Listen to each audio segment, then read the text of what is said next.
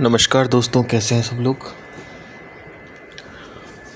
आज का जो पॉडकास्ट है वो प्रकाश डालेगा कि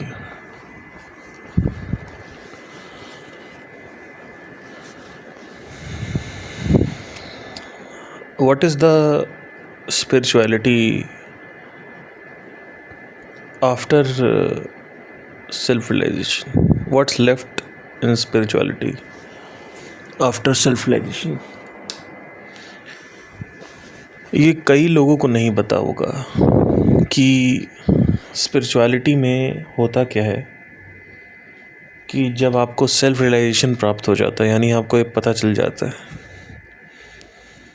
कि आप ही दिव्य ध्वनि है, आप ही दिव्य ज्ञान है, आप ही इस पूरे के पूरे जगत का अधिष्ठान है।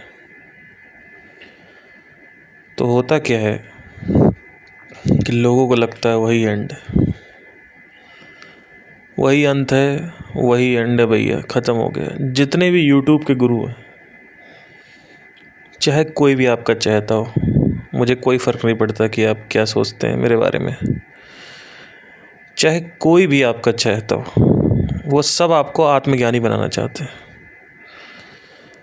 लेकिन आत्मज्ञानी मात्र बनना सहायक नहीं है, क्योंकि रियल स्पिरिचुअलिटी चालू होती है आत्मज्ञान के बाद।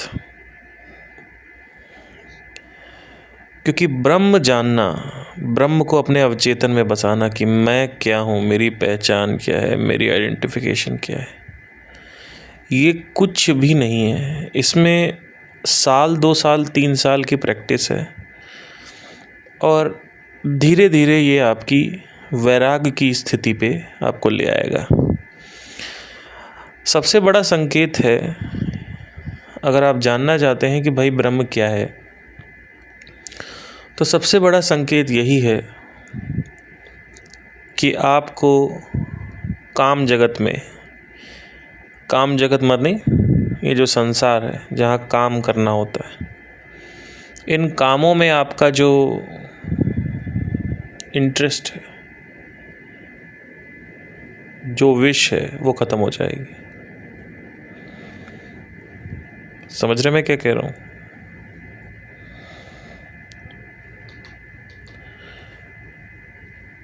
अगर किसी व्यक्ति का इस जगत में इंटरेस्ट ही नहीं ख़त्म हो रहा है, अगर कोई व्यक्ति सिंगर बनना चाहता है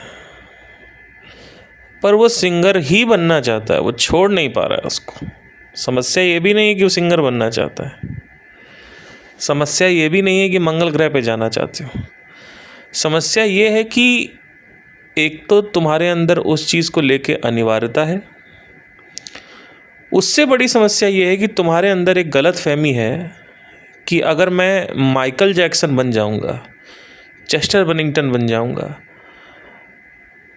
रॉबर्ट डाउनी जूनियर बन जाऊंगा, सलमान खान, शाहरुख खान बन जाऊंगा, तो मेरी ज़िंदगी सफल हो जाएगी। अगर सच में ऐसा होता तो आज जितने भी बड़े नामी एक्टर हैं, जिन्होंने भी नाम किया, सबके अंदर कुछ ना कुछ फ्लॉ मिलेगा आपको, वो सेटिस्फाइड नहीं है। बिल गेट्स का तलाक हो गया, बेजोस का तलाक हो गया, इलॉन मस्क ने 3 शादी करी, किशोर कुमार ने 4 शादी करी। जिन्होंने शादी नहीं करी उन्होंने अपने आप को खा खा के मार डाला। आप थोड़ा सा बुरा मान जाएंगे तो मान जाइए, जितने भी लोग हैं या तो वो खब्बू हैं, खा खा के मर गए, और या तो वो कर कर के मर गए सेक्स। तो या तो वो बहुत बड़े जेनाइटल प्लेजर वाले होंगे और नहीं तो वो जीभ का सेवन करते हैं। तो मैं ऐसे बहुत सारे बड़े बड़े एक्टर्स को जानता हूँ जो हार्ट अटैक से मरे हैं। नाम नहीं लूँगा, थोड़ी बेइज्जती हो जाती है। या तो फिर वो 4 शादी, 5 शादी, 3 शादी कर रखे, बच्चा उनका कोकेन में चला गया, सिगरेट उनसे छूट नहीं रही है, शराब वो करते हैं, कोकेन वो करते हैं, और तुमको यही बनना है। तो बनो, भाई ये नहीं कह रहा हूँ शाहरुख खान मत बनो, इलॉन मस्क मत बनो, अरे घोंचू बनो, करोगे क्या? नहीं तो क्या करोगे? सेल्फ रियलाइजेशन की प्राप्ति, आत्मज्ञान की प्राप्ति 3 से 4 साल में हो जाती है अगर सीरियसली करा जाए तो। उसके बाद करोगे क्या? और यहीं से इस पॉडकास्ट की शुरुआत होती है। लोग मेरे को डीएम करते हैं, कहते सर आपने जहाँ से लोगों ने छोड़ा वहाँ से आप चालू करते हो। मैंने कहा और क्या, यही तो थीसिस का मेन एजेंडा है। हर आदमी अपने आप को कौन है अहम, कौन है ये मैं, कौन है ये मैं, इसको क्वेश्चन करो, कौन है ये मैं, कौन है ये मैं, कौन है ये मैं। अरे एक आदमी पैदा हुआ, बुढ़ा होकर मर गया, फिर एक आदमी पैदा हुआ, वो भी बुढ़ा होकर मर गया, फिर एक आदमी पैदा हुआ, वो बुढ़ा होकर मर गया। पिछले 2000 साल से यही तो हो रहा है। और क्या हो रहा है? एक आदमी पैदा होता है, वो कहता कौन है ये मैं, कौन है ये मैं, फिर वो मर जाता है। फिर दूसरा आदमी पैदा होता है, कौन है ये मैं, कौन है ये मैं, वो मर जाता है। तो आप एक बात मुझे बता दो कि यही अगर करना है तो एक ही आदमी कर देता आके, और उसी को सब फॉलो करते। आप अगर आ रहे हो तो आप भी वही बात कर रहे हो, तो क्यों आपको क्यों सुना जाएगा और आपका एजेंडा टाइट कैसे होगा इसमें? तो Shahrukh Khan, Salman Khan, Elon Musk, Jeff Bezos, Akshay Kumar बनो, अरिजीत सिंह बनो, चेष्टा रखो बनने की। लेकिन ये मत कहो कि भैया हम बन के बहुत सुखी हो जाएंगे, क्योंकि अगर सुखी हो रहे होते तो कोकेन नहीं कर रहे होते, सुखी हो रहे होते तो गांजा नहीं पी रहे होते, गांजा पी के स्टेज पे नहीं चढ़ रहे होते, सुखी हो रहे होते तो ये नहीं कहते हमारा बचपन छीन लिया, हमारा बचपन छीन लिया, हमारा बचपन छीन लिया। सुखी हो रहे होते तो अपना दोस्त आपका मरा तो आपने सुसाइड नहीं करना चाहिए था, आपने सुसाइड कर लिया। आपका दोस्त मरा, आपने सुसाइड कर लिया, इतना बड़ा अपने फेम छोड़ के। सुखी हो रहे होते तो अब कितना मैं कहलाऊँ। तुम घोंचुओं को यही नहीं समझ में आया अभी तक। मतलब मैं पैदा हुआ हूँ तुम लोग को सिर्फ ये दिखाने के लिए कि काम करने से कोई सुख नहीं मिलता है। मतलब मेरा यही काम रह गया है कि मैं इतनी चीज़ें आपको दिखाऊं, इतनी छोटी चीज़। चलो अगर देख पाओ तो देख लो, नहीं तो चापड़ तो मैं हाथ में लेता हूँ। मेरे पॉडकास्ट चापड़ की तरह हैं, हंटर पड़ेगा पीछे आपके, क्योंकि मैंने चालू ही वहीं से किया है जहाँ से उपनिषद ने छोड़ा। अब वो क्यों चालू किया उसको सुनो पहले। करीबन 1910-1906 के आसपास, 1890, उनका एग्जैक्टली एज मुझे याद नहीं है, बट मोस्ट प्रॉब्ली 1900 के इनिशियल में एक आदमी का जन्म हुआ।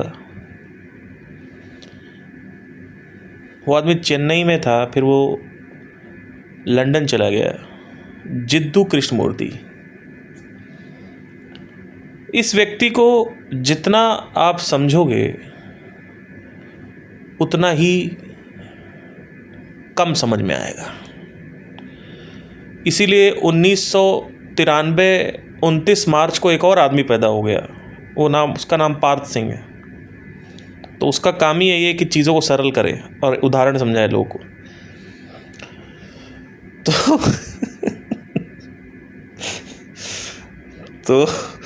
तो हुआ क्या कि पूरी की पूरी जो गुत्थी है कृष्णमूर्ति की वो यही है बताने की। उन्होंने ये बात नहीं करी कि कौन है मैं, कौन है मैं, अहम कौन है, अहम कौन है, अहम। केवल यही बात नहीं करी उन्होंने कि बस ब्रह्म को जान लो, ख़त्म। हर आदमी वही बात कर रहा है। वो ओशो का भाई शैलेंद्र, उनका मैंने कुछ अभी सुना, he is also talking about that. And Rajneesh ने सिर्फ इसकी बात नहीं करी कौन है मैं, कौन है मैं, और भी बात करी उन्होंने मन की प्रकृति के बारे में बात करी रजनीश ने। तो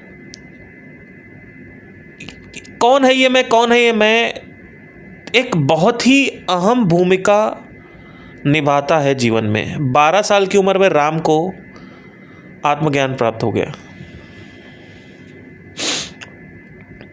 लेकिन इसको जानने के बाद अभी भी आपका जीवन बचा हुआ है, अब क्या करोगे? तो सिर्फ यही नहीं जानना है, कुछ और भी जाना है। मैं को जानने से ईगो पूरी तरीके से ख़त्म नहीं होता है। ईगो ख़त्म करने के लिए ऑब्जर्वेशन का बहुत बड़ा रोल है। अब मैं आपको बताता हूँ हुआ क्या। कृष्णमूर्ति को मैंने 2021 में सुनना चालू किया, और कृष्णमूर्ति सिंपल आपको मैं अगर एक लाइन में बोलूँ तो आप लोगों ने सुना होगा, कृष्णमूर्ति बात करते हैं observer is the very observed, right, and how to observe without the observer. ये 2 एंगल प्ले करते हैं वो। पूरा का पूरा जो पॉडकास्ट का एजेंडा है, ऑलमोस्ट मैंने 250 पॉडकास्ट उनके सुने करीबन, और रोज कुछ ना कुछ आर्टिकल पॉडकास्ट उनके मैं कुछ ना कुछ देखता ही रहता हूँ। पूरा एजेंडा जो है वो मैं आपको उसको बता देता हूँ कृष्णमूर्ति का। कृष्णमूर्ति कहते हैं कि हम सब इस दुनिया को इमेज से देखते हैं, एक कंडीशनिंग कर दी गई है। इसका सबसे बड़ा उदाहरण है कि आप आईफोन इसलिए नहीं खरीदते हो क्योंकि आईफोन का कैमरा अच्छा है। आपके अंदर ये इमेज डाली गई है कि आईफोन लेने से एक सोसाइटी में स्टेटस बनता है, और वही इमेज पूरी सोसाइटी में डाल दी गई है। तो सोसाइटी में तो इसकी बहुत बड़ी भूमिका है कि मेरे पास आईफोन है, मेरे पास रेंज रोवर है, मेरे पास BMW है। लेकिन क्या नेचर में इसकी कोई भूमिका है? नहीं है, राइट। तो इसका सबसे बड़ा परसेप्शन यही है। इनफैक्ट ये इस लेवल पे स्ट्रांग है कि अगर आप अपनी गर्लफ्रेंड से शादी करने जाओगे तो लड़की का बाप सीधा बोलता है कि कितना कमाते हो। ना वो ये देखेगा कि आपने 6 पैक बना रखे हैं, आप हेल्दी हो। ना वो ये देखेगा कि आप गाना अच्छा गाते हो, आपकी आवाज़ अच्छी है, आपने 15 साल कितना रियाज़ किया। ना वो ये देखेगा आप एक बहुत अच्छे टीचर हो। ना वो ये देखेगा कि आप एक बहुत अच्छे डांसर हो, एक्टर हो। ना वो ये देखेगा कि आपका नेचर कैसा है। आप सुनना, ध्यान से सुनते जाना। और ना ही वो ये देखेगा कि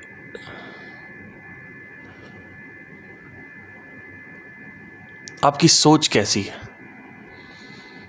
पर इंपॉर्टेंट क्या है? What is more important?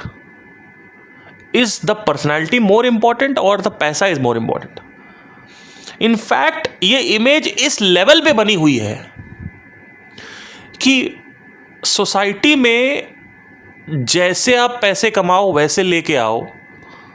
लोग ये प्रश्न नहीं होते हैं कि पैसा कैसे कमा रहा है। 2 नंबर के, 3 नंबर से 4 नंबर के पैसे से कमा रहा है, 1 नंबर के पैसे से कमा रहा है, 2 नंबर से कमा रहा है, 3 नंबर। पैसा है तो पैसा है। और वही बाप ये नहीं देखता है कि ये व्यक्ति अपने पिताजी का कारोबार संभाल रहा है या फिर ये व्यक्ति ब्लैक मनी कर रहा है। वो ये देखेगा कि how much money this person has. तो ये स्टेटस इस लेवल पे हो रखा है, इस लेवल पे इमेज बन रखी है। इनफैक्ट इसका एक और उदाहरण है कि एक सेलिब्रिटी है, बहुत बड़ा एक्टर बन गया है, आज भी उसके मम्मी कहती है बेटा सरकारी नौकरी नहीं है, बट सरकारी नौकरी नहीं। तो एक कंडीशनिंग इतनी गंदी हो रखी है कि आप कितना भी पैसा कमा लो, अल्टीमेटली आपको बोलेंगे सरकारी नौकरी नहीं। आप ये समझ लो कि इस लेवल पे कंडीशनिंग हो रखी है। तो अब ये हमने चश्मा पहन रखा है।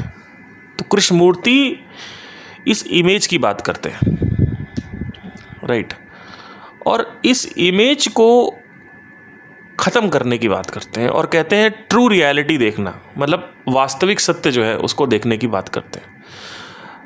तो एक है परसेप्शन और एक है रियलिटी,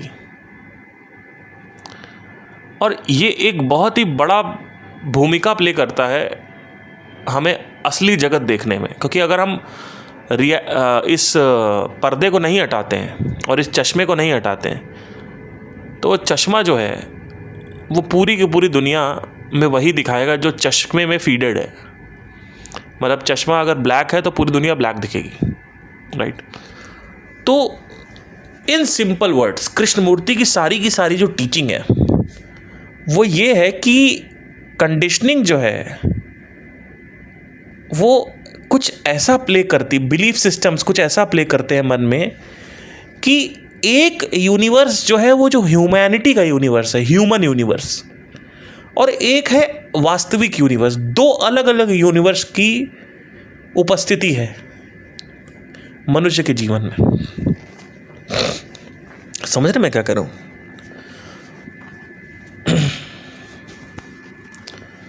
दो अलग अलग जीवन की उपस्थिति है मनुष्य के जीवन में। अब ये दो अलग अलग जो ब्रह्मांड हैं इसी को खंडित करने की बात कर रहे हैं। वो कैसे होगा? ऑब्जर्वेशन से। भाई आप एक बात बताओ, इस यूनिवर्स में जो मनुष्यों का रचाया हुआ है, इस यूनिवर्स को खंडित करने के लिए, इसकी रियलिटी जानने के लिए, इसको तोड़ने के लिए, इससे बाहर आने के लिए आपको किस चीज़ का सहायता लेनी पड़ेगी? ऑब्जर्वेशन और क्वेश्चनिंग की। और वही पूरा का पूरा उनका टीचिंग्स थी कि it's more about living the life without the image. In fact relationship में भी बहुत सारी इमेजेस हैं। रिलेशनशिप में जाने से पहले रिलेशनशिप की इमेज बनी हुई है। आप समझ नहीं रहे हो मैं किस लेवल पे इसकी बात कर सकता हूँ कि आपने ये सोचा कि एक सुंदर लड़की से शादी करेंगे तो ज़िंदगी सेट है, या शादी करेंगे तो ज़िंदगी सेट है, तो उसकी भी इमेजेस बनी हुई हैं लोगों के अंदर। तो कृष्णमूर्ति यही बात करते हैं, कहते हैं कि आपकी जो इमेजेस है उसको तोड़ो। अब इमेजेस को तोड़ने में ब्रह्म ज्ञान कहाँ आ गया? आत्मज्ञान कहाँ आ गया इसमें? आत्मज्ञान है आत्मा को जानना, मैं कौन हूँ, ठीक है। और इसको जानने के लिए ऑब्जर्वेशन का भी होना बहुत आवश्यक है। सिर्फ उपनिषद पढ़ के नहीं होगा, राइट। तो अगर आप अपनी ईगो को ख़त्म करना चाहते हैं तो ईगो को ऑब्जर्व करना चालू कर दीजिए। आप जब ऑब्जर्व करेंगे अंदर आंतरिक तौर पे तो आपको पता चलेगा कि ईगो तो है ही नहीं कहीं पे, राइट। तो सारी की सारी जो चेष्टाएं हैं, जो मान्यताएं हैं, जो उपलब्धियां हैं, इन सब की क्या वैल्यू है? किसी का नाम हो गया उसकी क्या वैल्यू है? किसी का कोई बेनाम है उसकी क्या वैल्यू है, राइट। तो ये मैं बताता तो हूँ और लोग सुनते भी हैं, और ये पहले से ही 2000 साल से यही सब लेक्चर चले आ रहे हैं। तो मेन चीज़ समझने की है आप लोगों को कि अगर आपको इस यूनिवर्स को तोड़ना है, दो अलग अलग यूनिवर्स हैं बेसिकली। एक यूनिवर्स है जिसमें हम रहते हैं और एक हमने मन में बना रखा है। वो यूनिवर्स क्या है कि एक गिवन पाथवे है, चीज़ों को देखने का एक इमेज है, ढंग है। इनफैक्ट ये कभी कभी इतनी ज़्यादा स्ट्रांग होती है कि आप समझ लीजिए कि this is one of the most bullshittest thing of all time. मैं आपको इसका अभी उदाहरण देता हूँ और फिर मैं इसको समाप्त करूँगा, और जब आप नीचे कमेंट करेंगे तो मैं कंटिन्यू करूँगा। फिर इसमें जो लोग स्पॉटिफाई पे सुन रहे हैं वो भी यूट्यूब पे आके कमेंट कर सकते हैं। एक कहानी मैं सुनाऊँगा, उसको आपको इमेजिन करना है।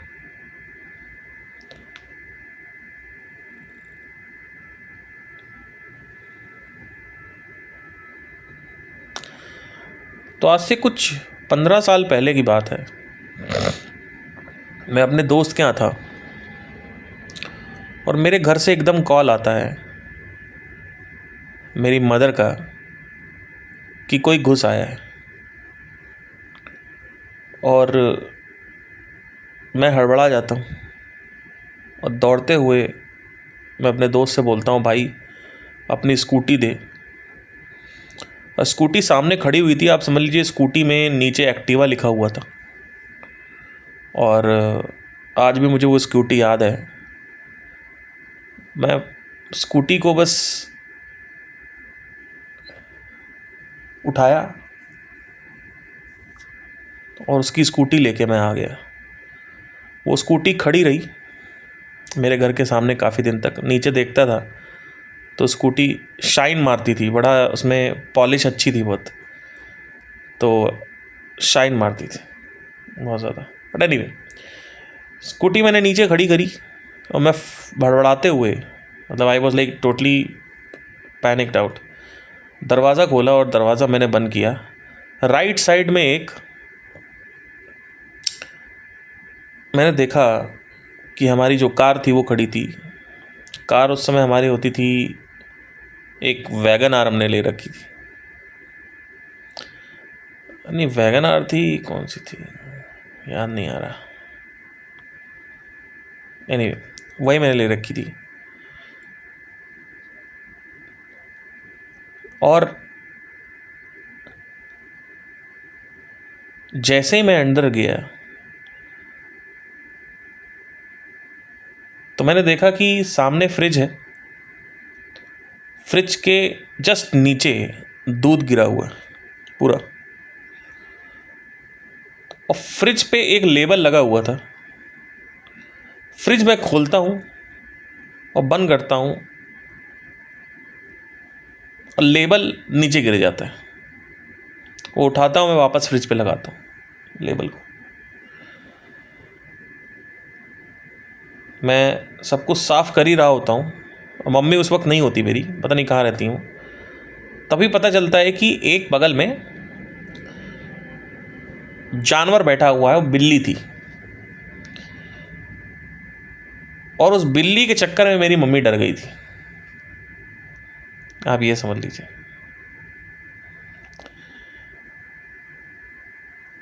बिल्ली को मैंने पकड़ा फाइनली, मतलब उसको पकड़ने की कोशिश करी लेकिन पकड़ लिया मैंने, और रोशनी में ले गया बाहर और देखा कि इस बिल्ली की छवि क्या है। मैंने उसको स्कैन किया ऊपर से लेकर नीचे तक, पूंछ देखी, वो मतलब उसको गले से पकड़ रखा था मैंने ऊपर से, और काफ़ी क्यूट सी थी। फिर मैं उसको जाने को बोला, स्टोरी एंड हो गई। अब आप लोगों को नीचे कमेंट करना है कि जब मैंने कहा कि मेरी मम्मी का कॉल आया है कि कोई घुस आया घर में, तो आपने किसको सोचा? जिस स्कूटी से मैं आया था वो स्कूटी कौन से कलर की थी? जिस गेट से मैं एंटर किया था वो गेट कौन से कलर का था? और वैगन आर कौन से कलर की थी? और फाइनली मेरा फ्रिज कौन से कलर का था? और कहाँ रखा हुआ था वो फ्रिज? और साथ ही साथ मुझे ये बताना है आपको कि बिल्ली कौन से कलर की थी। धन्यवाद।